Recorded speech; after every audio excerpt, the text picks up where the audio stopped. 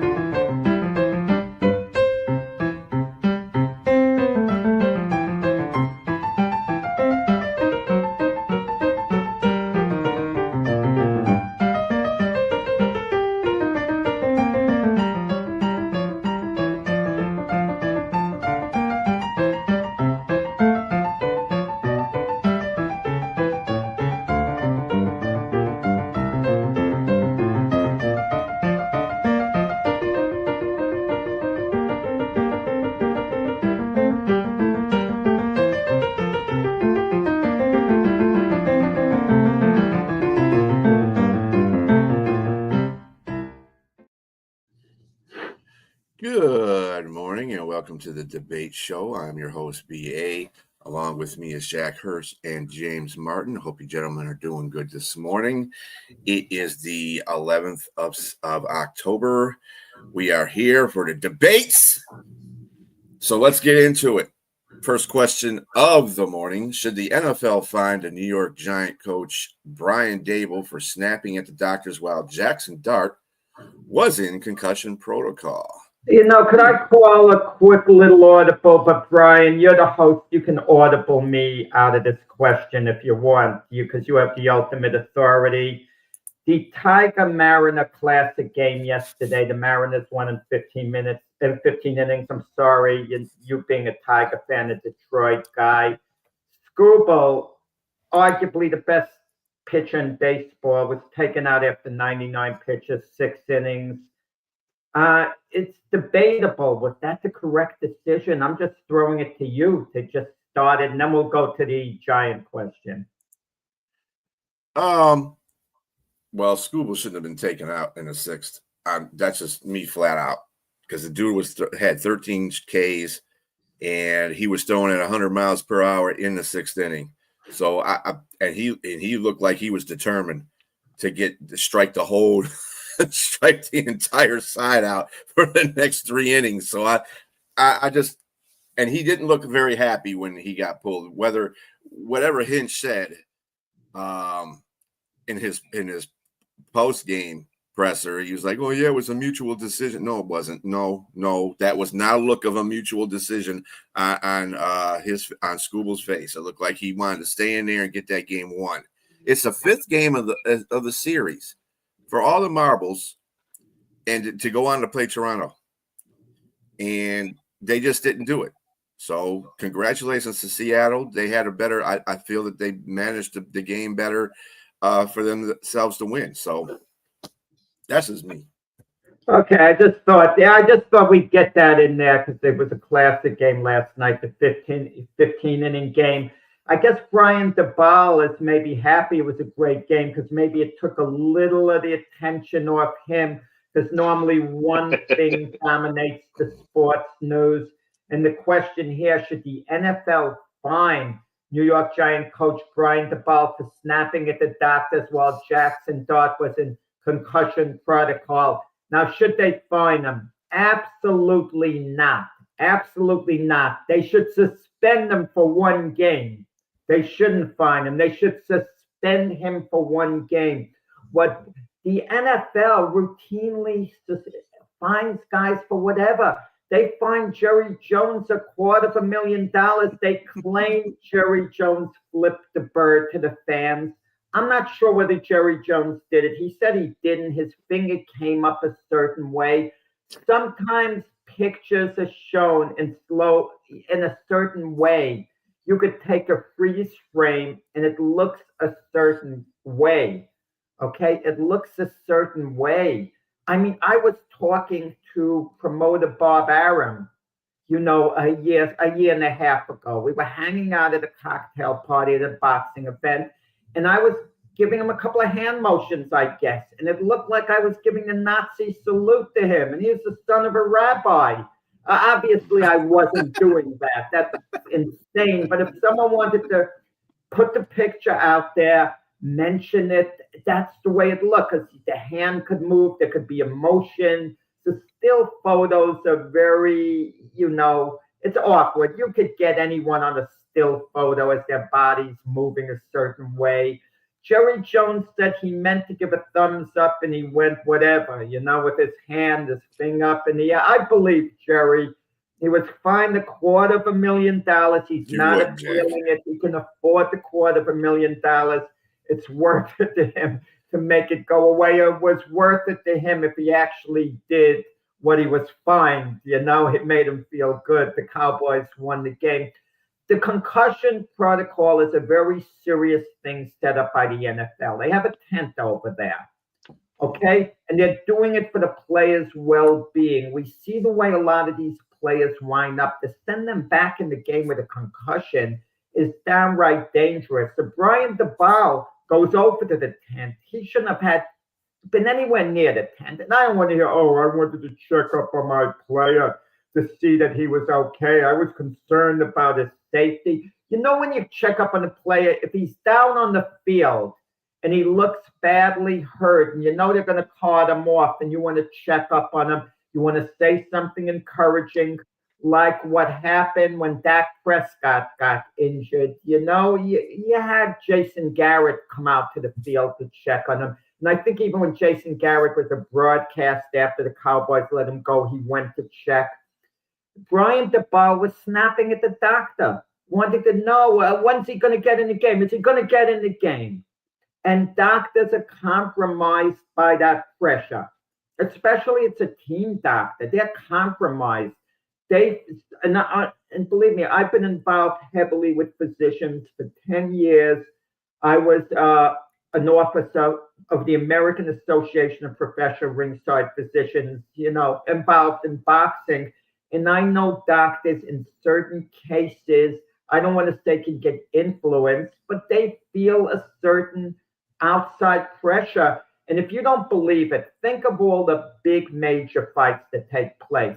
We haven't heard one case ever of a doctor canceling the fight right before because he found something wrong with a fighter. And you better believe there's been at least a few instances where something has been wrong with a fighter, where he shouldn't be in the ring, but there's too much pressure. What Brian DeBall did was outrageous. He could apologize after, let him apologize after he suspended the game, because he went way over the line. It's one thing you went to the tent and you stuck your head in to see how Jackson Dobb was doing. That was wrong. And even his own owner, John Maris, said he was wrong, DeBall, regardless of what he intended.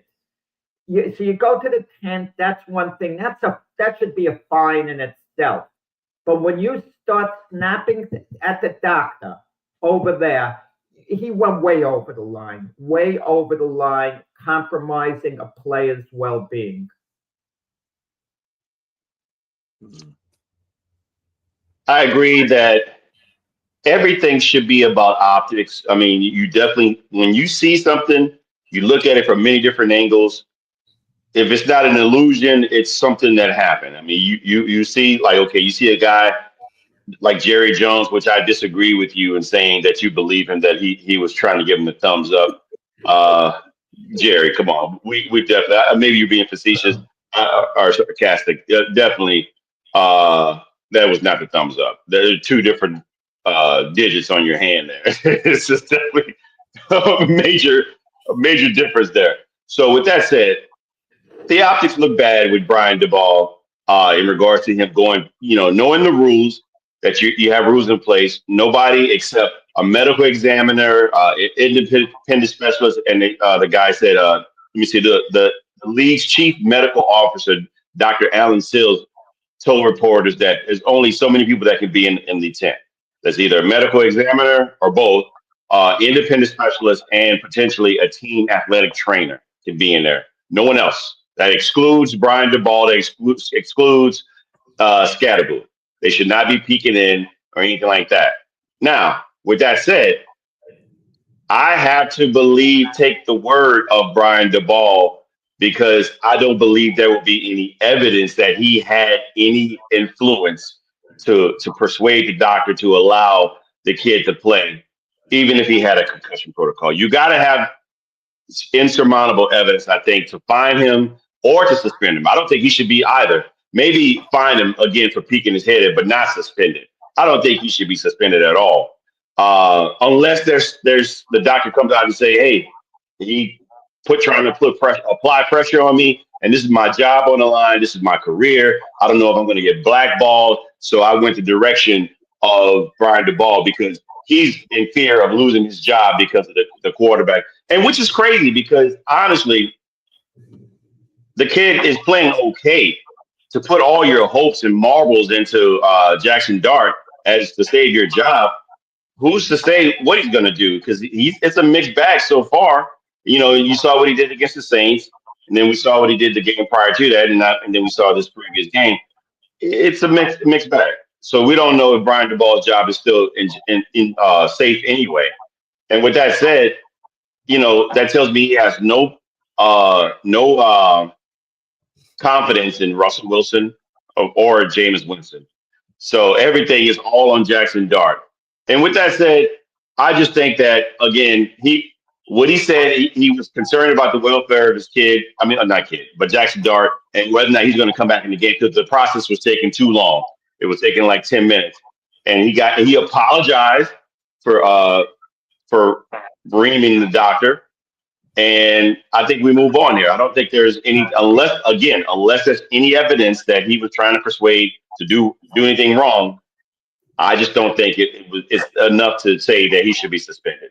James, since we've been doing this debate, this has been your weakest debate performance on a question. This is beyond weak. I mean, I'm glad. Don't use this as an audition, okay? This question, because you wouldn't make it to the second audition. On one end, you're saying he doesn't have confidence, which I agree.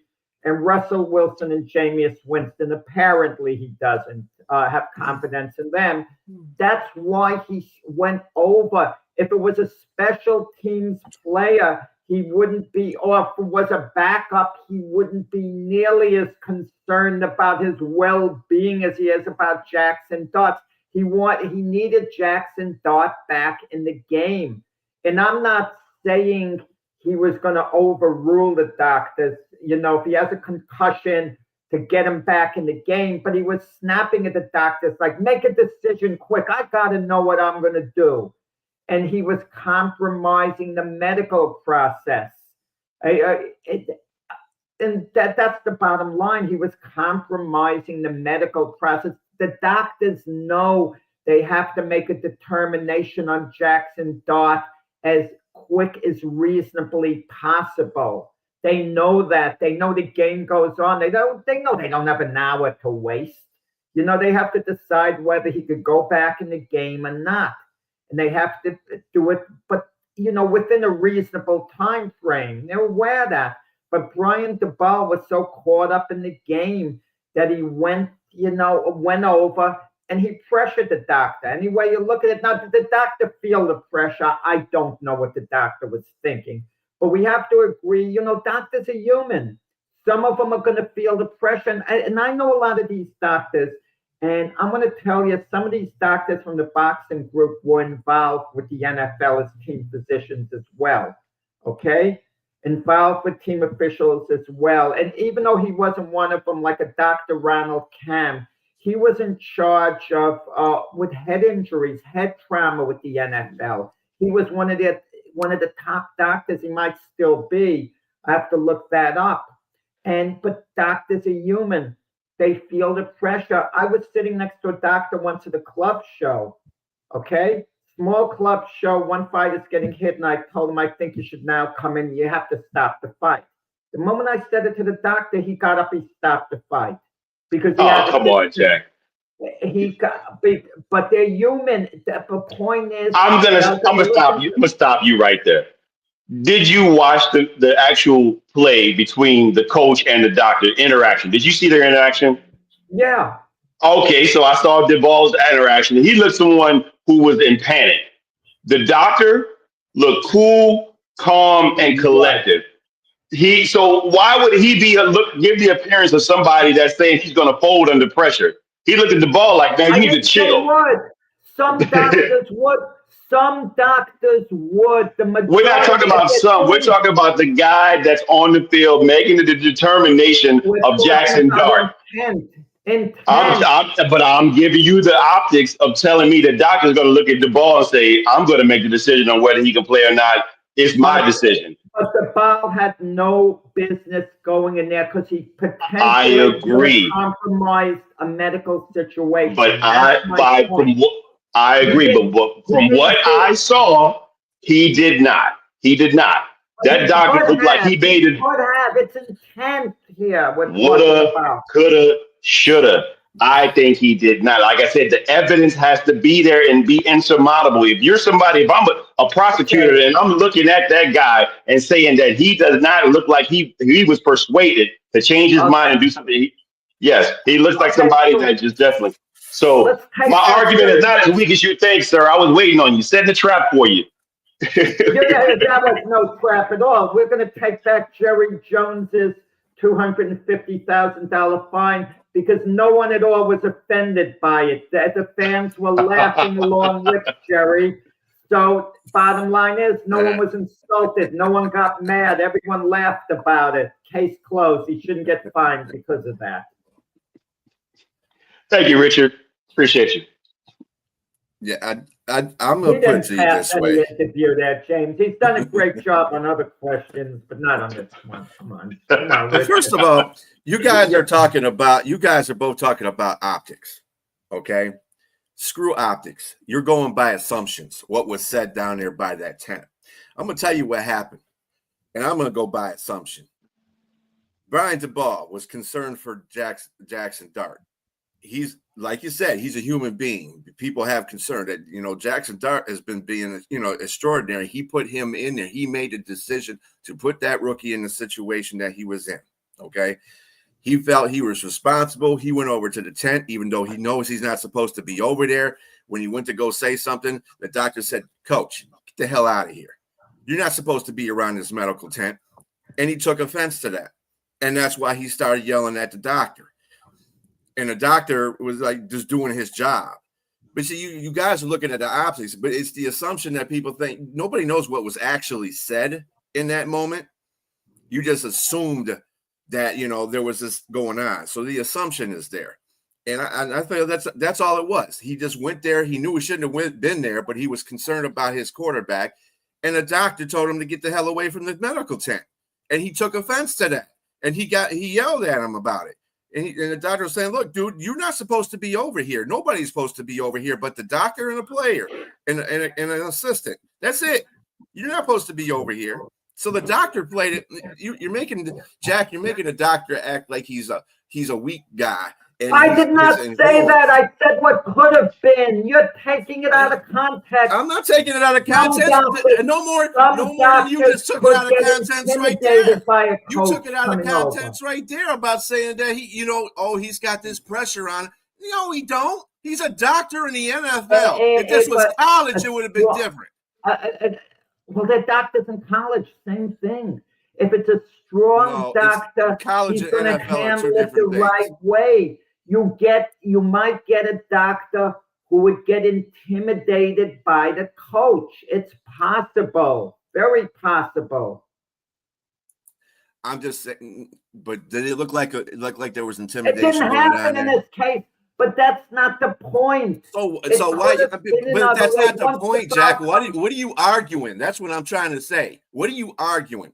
If you are arguing the fact that Brian DeBall went over there and he shouldn't have went over there, he apologized for that. And even his owner said, "Hey, you shouldn't have been over there, bro. You should have been coaching the game." But Brian DeBall went over there to check out his quarterback. And he probably knew it wasn't right. And the doctor told him, you need to get the hell away from the medical tent because we're and then he got angry at the doctor. And then he got angry. And that's all there was to that. It's easy to be gracious after the game when your team won. Oh, I was wrong. I was out of place. Like I remember Michael Jordan once saying, yeah, the officials, they put me in my place by giving me a technical. I was out of line. Of course, the Bulls won the game. So Jordan says, yeah, they put me in my place. He said it all graciously.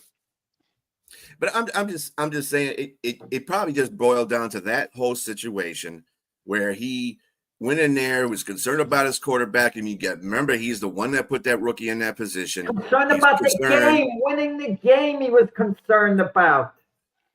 Okay, gentlemen. The game at the time he went in the concussion protocol.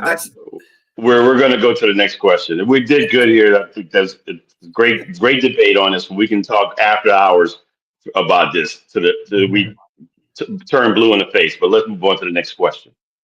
All right. Agreed. Did Chris Jones deserve the criticism he received on the play that Trevor Lawrence ran for a touchdown? So I'll start this one. Mm-hmm. So I'm going to give you a reason why I think he did. You know what? As a matter of fact, I'm going to give you 30 million reasons why I think he quit on the play and he deserves the criticism. He gets paid $30 million to be a defensive tackle from start to finish, to play the game, to be he's an all pro. You got your accolades, you got the money. There's no way you should be standing still in the red zone with a quarterback that's about to end the game if he scores a touchdown. And it pretty much happened. That's the way it happened. And we're talking about optics. There's no denying what happened here. And not only that, he didn't take at the post press conference. He didn't take responsibility. He pretty much threw the guys that missed the tackles under the bus. And you're standing there. You're supposed to be the leader of your defense. You're supposed to be the guy in the center saying, look, not on my watch. I'm going to make sure no matter what happens, I'm in the play regardless, even if you guys didn't make the play. And then for me, I get it. I'm going to say he's probably not conditioned at the end of the game. He's tired. He's 31. He's catching his breath because they probably, they ran all the way. I mean, they got all the way down the field. This is a guy that's like almost 300 pounds, if not 300 plus pounds, at the end of a game. He's probably winded. He's tired.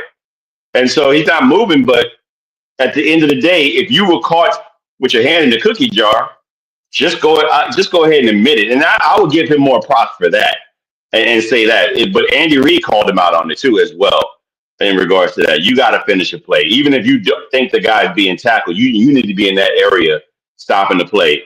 And it was clearly like a comical, like unusual play where he falls down twice, in Trevor Lawrence, and then he outmaneuvers two guys and they miss tackles, and he goes in and scores a touchdown. In all intents and purposes, if Chris Jones is in that area, he's stopping that touchdown. And so you gotta look at it from that perspective and say, you dropped the ball, not Trevor Lawrence. And I definitely think he deserves all the criticism and then some, because when you're winning and when you're doing great things, you take all the accolades, you take everything. But with winning and losing comes responsibility as well. I mean, you got to take responsibility for what you didn't do. And so, yes, I'm not going to beat that, beat a dead horse here, but I just think definitely he deserves the criticism and then some. If you want to give him a little criticism, you can for that particular play. You could say to Chris Jones, Chris, you really, played that very poorly. But that's about it. This is Chris Jones we're talking about. Leave it alone. This is arguably the greatest player in Kansas City Chief history on the defensive side of the ball. Arguably. The guy's going to the Hall of Fame. The guy's been the heart and soul of the Kansas City Chiefs defensive unit during their Super Bowl runs. When's he been known not to play hard? This is the same nonsense we heard about Cam Newton in the Super Bowl because the ball was on a certain angle and he reacted too slowly. And people were questioning whether Cam Newton wanted it bad enough. And with everything that Cam Newton was through, with all the hits he took, people had the audacity to question his heart and how he would put it on the line. I didn't question Cam Newton for one moment with that play. I just let it go. let this go with Chris Jones. It was a bad look. He froze at that moment, or he had a mental lapse. It's only one play. It's not that he didn't want it bad enough. It was a very awkward play, and he played it poorly. You have to play the ball no matter what till the whistle. I get all that. It was a bad play by Chris Jones, and even the optics were even worse. We all get that. But for everyone to pile on these talk shows the next day on Chris Jones, and now they're going to label him. When people think of Chris Jones, they're going to be thinking of this play perhaps throughout his career. And they might not forget it so easy, this particular play. It was an awkward play. There were other defenders there. When Trevor Lawrence fell and then fell again, where was everyone else? But Chris Jones kind of froze on his spot. He didn't move. He didn't react the way he should have. We agree it was a bad play by Chris Jones. His reaction time was terrible. But don't think for 1 second Chris Jones doesn't want to win badly. He maybe hurt himself a little at the post-game press conference by saying we all have to do better as a team. But guess what? If Chris Jones got 4 sacks, you know what he'd be saying? We played well as a defensive unit. He wouldn't be taking the credit, so he shouldn't be taking the blame. And the answer is no, he doesn't deserve this criticism that he received on the play. Maybe if it was another player with less of a pedigree, we could criticize him the way Chris Jones has received the criticism.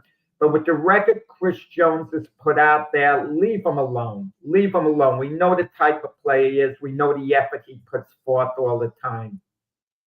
But I agree with you definitely, Jackie. I mean, he's an all pro. He's played with heart and soul. And what I will disagree with you when you say arguably the greatest defensive player for, I would say second. I mean, that could be another debate because Derek Thomas is clearly the hands down the best defensive player ever there I in could Kansas City. arguably, Derek Thomas, yeah, I'll agree with you.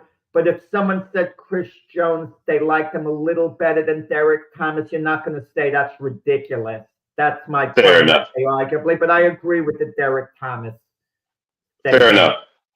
What I will say though is you got to. I mean, the society we live in is that nobody can take criticism, but everybody takes all the accolades. He's got to take it. I don't care how many media outlets that is coming up on. That's just what comes with the game.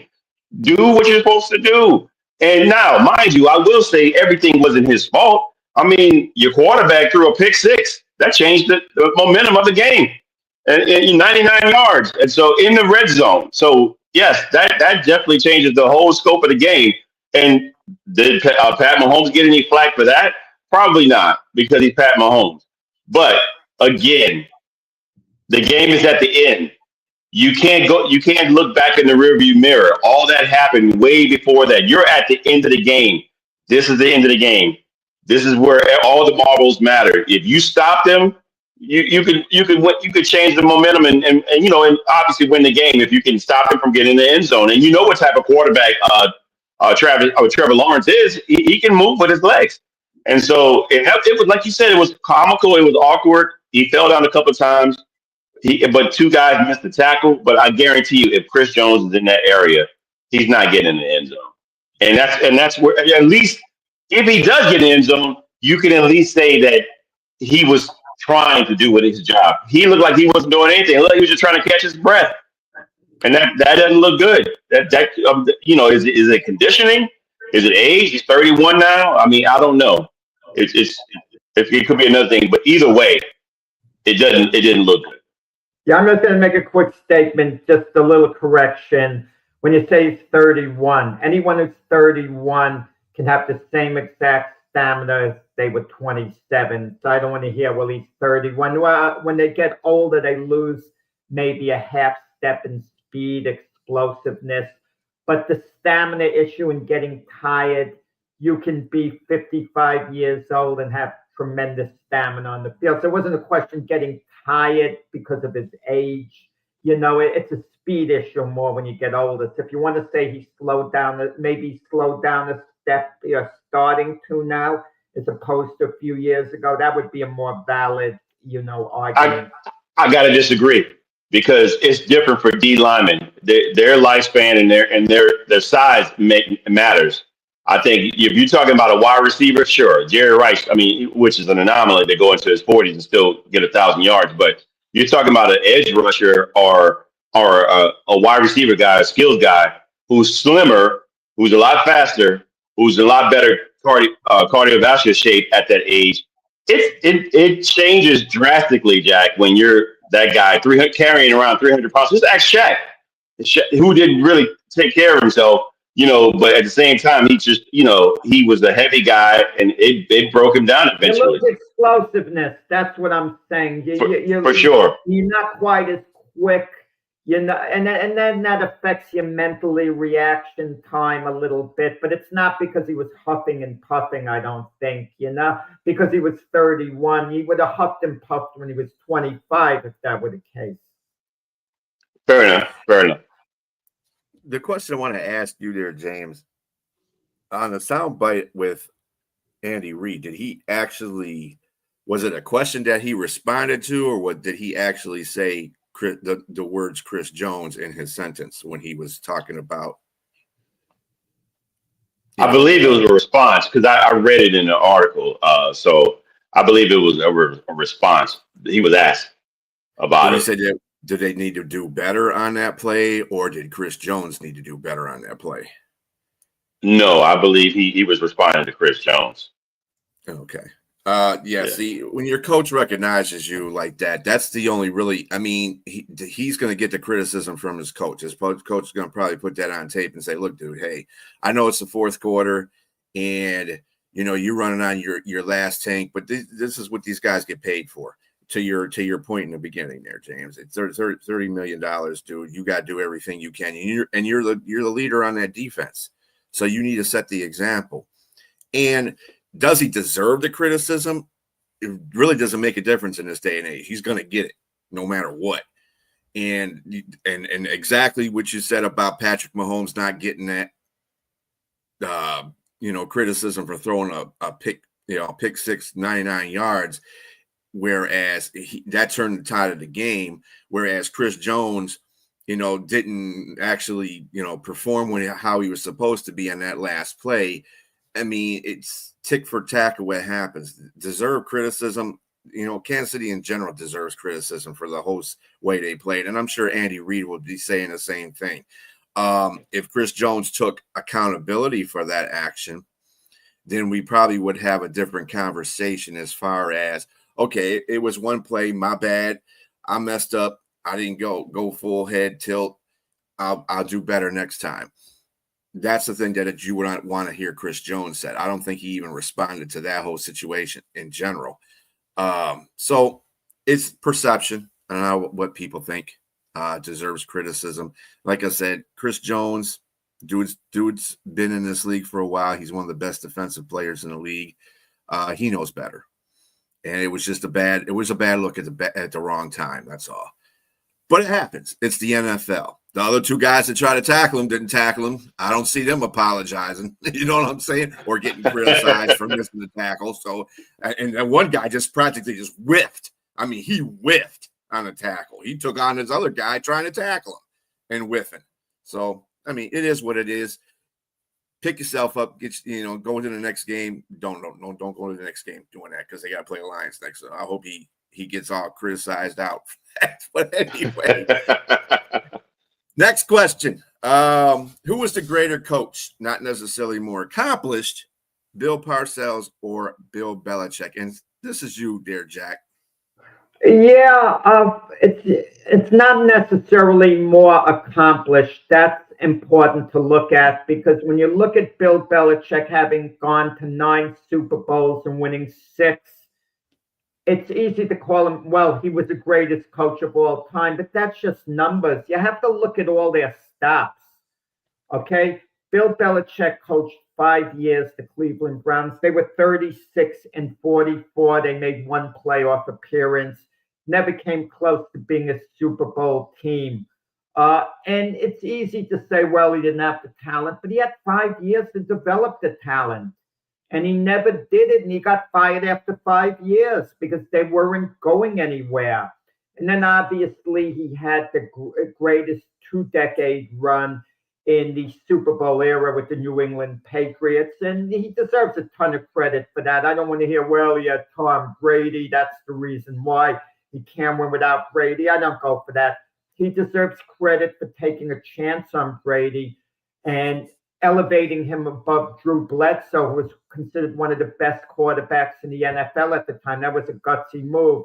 And he had a great program. Kudos to Bill Belichick for the great job he did at New England. But now he goes to North Carolina. We've got to count that in the equation. It's been awful there. There's a train wreck going on with North Carolina. The chapter's not over yet, but it looks like it's going to end ugly. Now compare it to what Bill Parcells did. Parcells went to only 2 Super Bowls. They won them both.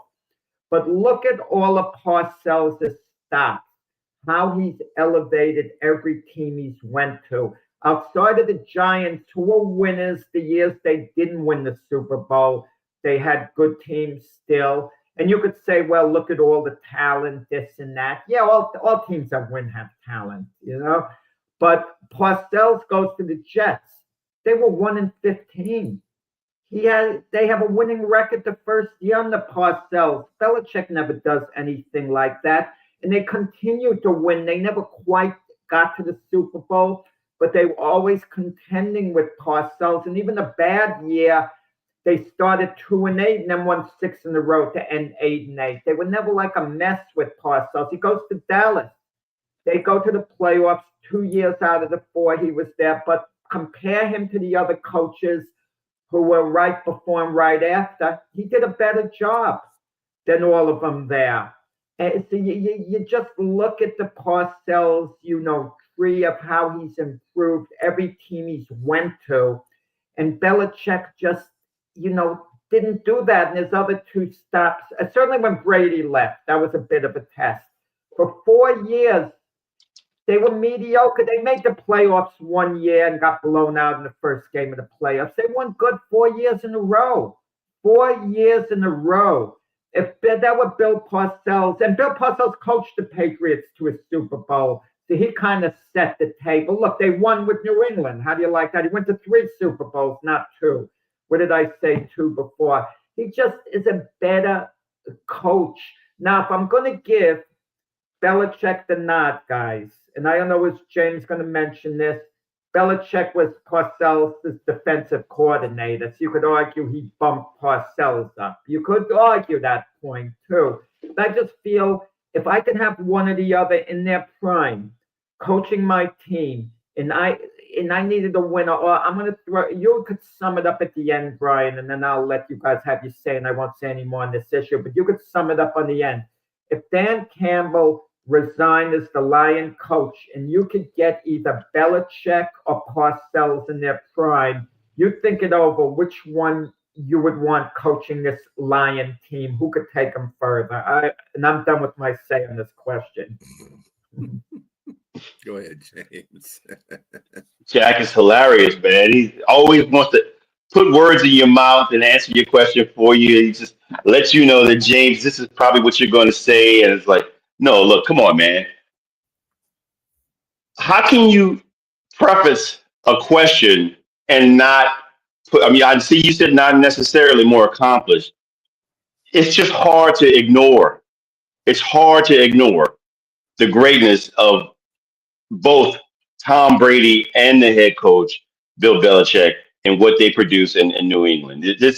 I don't care what you say before and after. Sometimes it just depends. There's many guys that have been places they had no success in their first stops and no success in the stop after until they went to a certain team and had greatness done. Like I would say, who was it? Dick Vermeil. He was okay in one place, and the guy went to the Rams. He went to a Super Bowl with the Eagles before going to the Rams. I have to just cut in with that. Vermeil. He went to the Super Bowl, yes. He went to the Super Bowl, yes. And he had success, but as far as winning the Super Bowl, it wasn't until he got with the Rams. He got with the Rams, and he didn't get. He coached the Chiefs, and they had moderate success there, but they never got to anywhere near to what he was when he was with the Rams, the greatest show on turf. My point is, like you said, Bill Belichick in Cleveland had some success there. He had Romeo Crennel, I think, as his defensive coordinator there, who started with Bill Parcells, uh, and ultimately he went to the Patriots, obviously, as a defensive coordinator, and they both did. And they were going to go with Bill Parcells to the Jets, but he changed his mind and took the job for the Patriots as the head coach. Probably the greatest decision he ever made. And not only that, you take a 6th-round draft pick and a guy that has been a great leader and a Pro Bowler in the league, and Drew Bledsoe goes down. He was a starter for you. Tom Brady takes over. And Tom Brady wasn't all that great in the beginning. He got better over time. He wasn't all that great. For the most part, defenses won their championship and field goals, won their Super Bowls in the early starts for the and a good running game started for New England. So, and to me, that's based off of who Bill Belichick is in coaching. It's him. It was pretty much him. And so Tom Brady got better as the offense got better. And don't get me wrong, Tom Brady made a lot of guys look really good, but it was a combination of things. And as a coach, Bill Belichick, I'm sorry, to get to 9 Super Bowls, man, in the time they did, it's just an incredible run. And I you can look at guys like Richard Seymour. He had some great coordinators. And don't get me wrong, a tree is only as good as the fruit it bears. I look at Bill Parcells. He had Bill Belichick, Tom Coughlin, Sean Payton, Romeo Crennel. That's a great roster to fall out of your tree and to go on and do some great things. Josh McDaniels, Bill O'Brien, Charlie Weiss, Matt Patricia. Not quite as good, but still good. I mean, these are great offensive coordinators and defensive coordinators. But I still think that I have to give a little bit of I understand what you're saying regarding Bill Parcells going to every stop, making his teams better. But the championships, you got to include that. You can't just not knock that away and say that, it's not necessarily doesn't make him a better coach because he's more accomplished. Then I don't know. You can't. It's so many other great coaches in different areas like basketball, football, baseball, managers.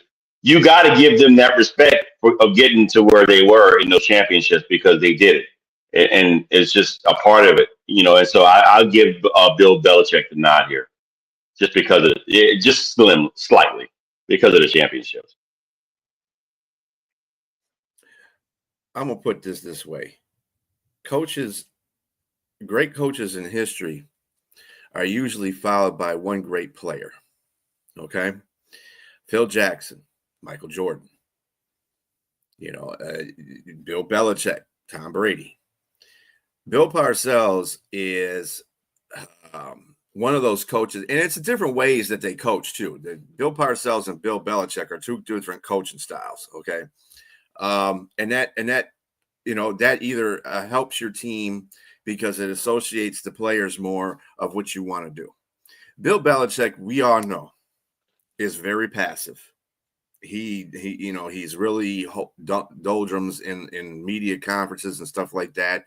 And I'm sure that he might be the same, might be ecstatic when he talks to his players too. That's where, do your job comes from. And it's that do your job. And Bill Belichick, you got to look at things before and after Tom Brady. Before, when he was with Cleveland, he wasn't a very good head coach. After Tom Brady left, he wasn't a very good coach, considering the fact they went to the playoffs once, and like Jack said, they got blew out in that one playoff game, but they didn't do anything after that. It's the same thing with Andy Reid. Andy Reid went to the Super Bowl with Donovan McNabb, who was arguably probably one of the best quarterbacks in the league at the time. Okay. Now he's got Patrick Mahomes. And you're not going to associate, you're going to say Andy Reid's a good coach, but because he's got a good player. Every coach has one of those guys that takes them to the next level. And that was what Bill Belichick had with Tom Brady. Now, I'm going to tell you something about Bill Belichick. I don't appreciate him as a great head coach, but I don't care about the 9 Super Bowls. There was a whole bunch of things that went into that theory. Josh McDaniels was one of them. And Tom Brady. Tom Brady and his will. He is a great defensive coordinator.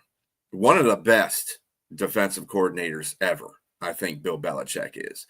And that would help. And it was an appropriate time when he was coaching the Patriots that Tom Brady was starting to get himself into that offense and start learning that offense.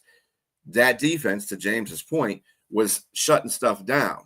And that was what you saw. And then everything just molded in together to get into those 9 Super Bowls and winning 6 of them. So, I mean, you got to look at it like that. And you see Tom Brady go to another team, immediately go to another team and win a Super Bowl. That's an effect. And then Bill Belichick didn't win anything after that. And then he's at UNC, and unfair to Bill Belichick, rightly so, going to UNC. He's feeling the heat. And this is the time and age where you lose a couple of games, you're already trash as far as a coach in that school. And that's not right. You got to give Bill Belichick some time to formulate what he wants to get done in that school. And I think that being that he is at his age now, he doesn't want to, he doesn't feel like he deserves that pressure. And that's why we have all these rumors going around about him coming out of UNC and going somewhere else or trying to do something else. It's unfair to him in that position, but to Jack's point, I think Bill Parcells is a better coach, even without the accolades. Good morning, Linda. How are you? And yeah, it's Bill Belichick to me his resume may speak for itself in plain English, but if you look behind the curtains, it's not that way. He did have help in that whole association. So I like Bill Parcells too. I had to go with Bill Parcells on that. Just me. All right. Question. The Knicks and the Milwaukee Bucks have spoken about a trade involving Giannis, and I'm not going to pronounce his last name because I always massacre it. Should they be willing to trade Jalen Brunson to get it done? I think I'm going to go with Jack on this because he's the New York Knicks guy. Yeah, I'm actually a Brooklyn Nets fan, but currently I'm more of a Nick Ruda because the Nets are flat. They're not going anywhere, and I don't know. Oh, you fair weather fan, you. No, I mean, I go back from I root for the Knicks right now. Well, I root for the Nets too, obviously. The answer is yes. They should be willing to trade Jalen Brunson to get it done. Look, there's a difference between superstar players and superstar years. Jalen Brunson was great last year. He played like a superstar. But Giannis is a superstar. That's the difference. Giannis is going to get it done year after year. And Giannis is an all-time great player. I mean, you give me the top 50 NBA players of all time. How do you leave Giannis off that group? You can't. You give me the top 25 NBA players of all time. You could put Giannis in that category, top 25. I can make an argument that Giannis is as good as anyone in the NBA today. Now, you could say, well, the Bucks aren't doing that good. Look at Jokic, this and that. But Giannis' supporting cast hasn't been much. It didn't work out with Damian Lillard for whatever reason. Brunson was great with the Knicks. But he'd get the ball. Everyone would be standing around, for the most part. When he had the ball, he did amazing things, Jalen Brunson. But let me put it another way, and I'm going to simplify it and then turn it over to James. Let's make believe we had a younger version of Carmelo Anthony, the same age as Jalen Brunson. Okay, let's just make believe. And I would give you a choice. You could either have Carmelo Anthony or Jalen Brunson. you would probably take Carmelo Anthony instead of Jalen Brunson. But now, let me flip it. Three-way trade. You get a call, same age. You could have Giannis or Carmelo Anthony on the Knicks. Bye-bye, Carmelo. I make the deal before they change their mind. I don't say I'm going to get back to you whether I want to trade Carmelo or not. But maybe Carmelo and Brunson, I'll say, give me a little time to think about it. Okay, that's the point I'm trying to make. He is a superstar player.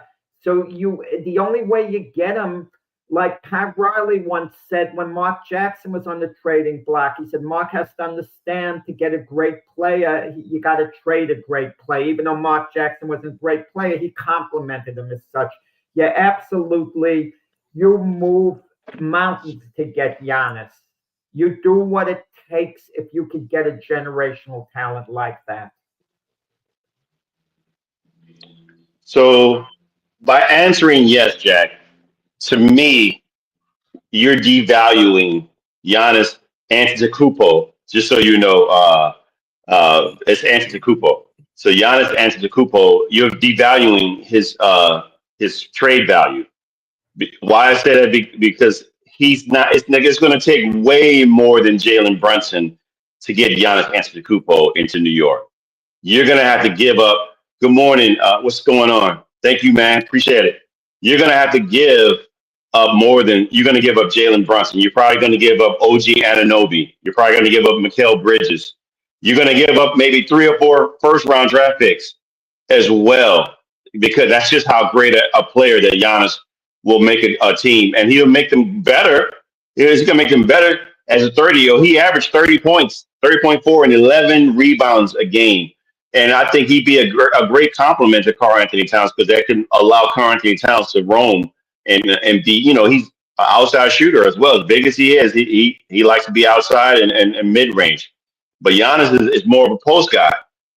I just think, though, that you're giving up too much. You're going to give up way too much to take him in and be a player. And I can see why the Knicks said that Milwaukee wasn't serious, because they probably wanted a ransom. They probably wanted a ransom for him, which is deserving. I would say there's no way that player is going, they're going to let their bread and butter player go away and there's no equal trade here with Jalen. And Jalen also, why not keep the heart and soul of your team? I know sometimes he's a defensive liability, and I know sometimes that the offense is just standing still because they play ISO ball, but that's how you won. And I need Cat Williams to just step up a little more as a big man. But you know what he is. You traded for him, but that's your player.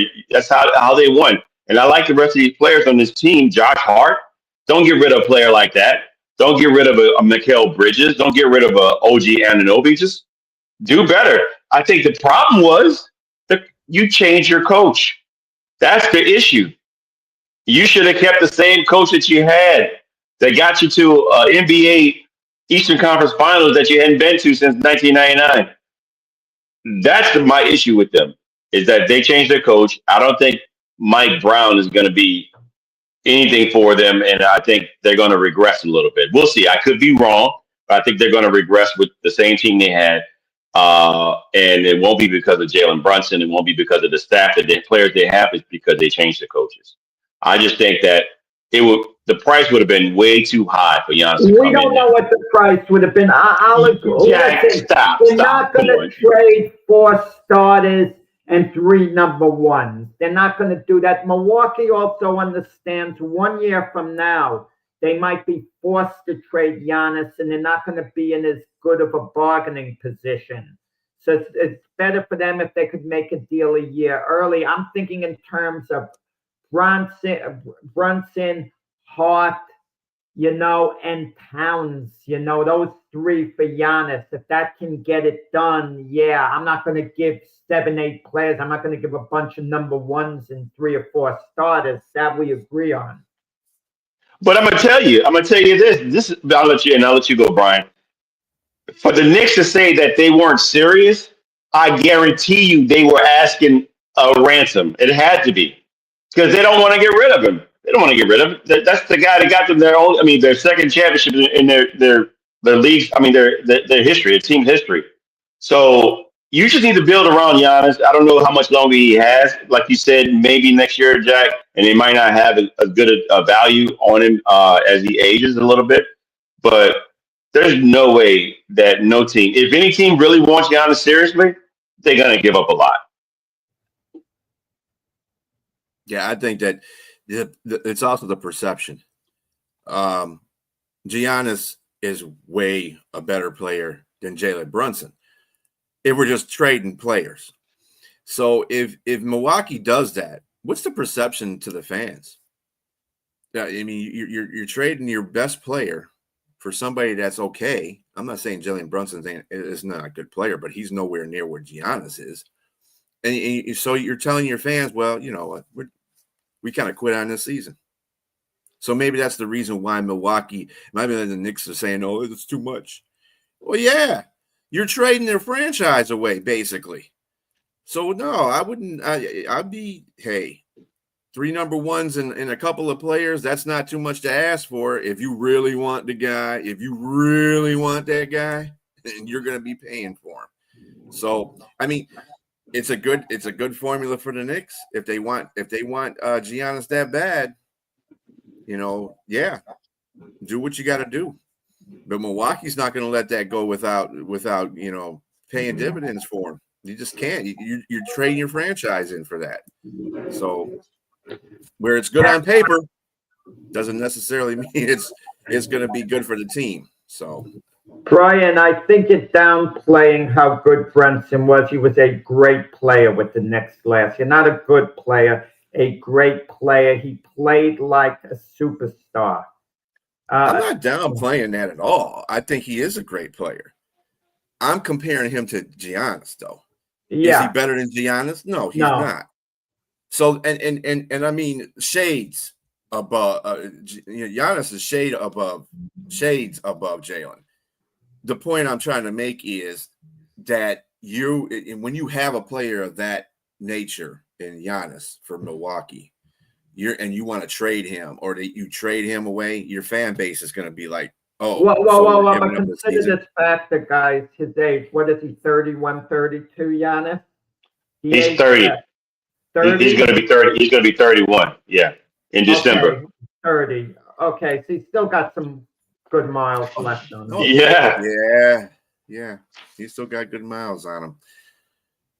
Well, that is going to be it for our debate show. Thank you for everybody that joined us, Richard, Michael, and of course you, Linda. Right. Bless you, and Brent. And we have a plethora of sports coming on this weekend. Enjoy that to the utmost. Congratulations to the Seattle Mariners for beating the Tigers. I hope you guys go all the way. I mean, you guys got a terrific team.